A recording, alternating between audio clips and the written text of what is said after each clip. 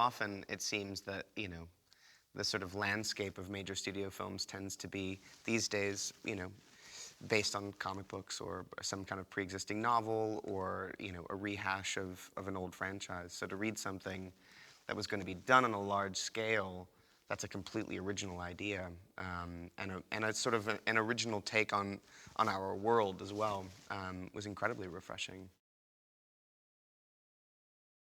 I'm a big fan of witches, actually.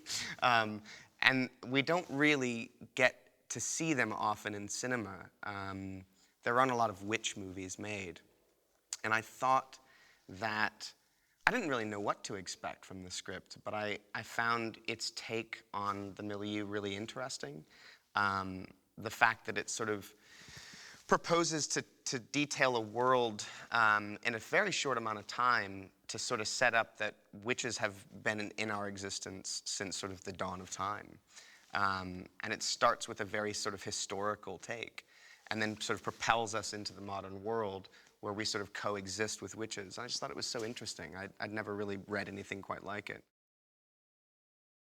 It's fantasy in the sense that it's an alternate take on our world, and it deals with, the notion of witchcraft being amongst us. So in that sense, it deals with fantasy, and it's got a sort of historic base in terms of the storytelling, and a world that it creates as a result of it.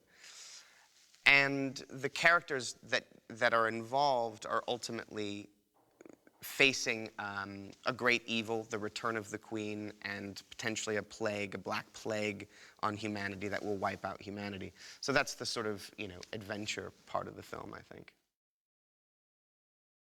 Dolan the 37th.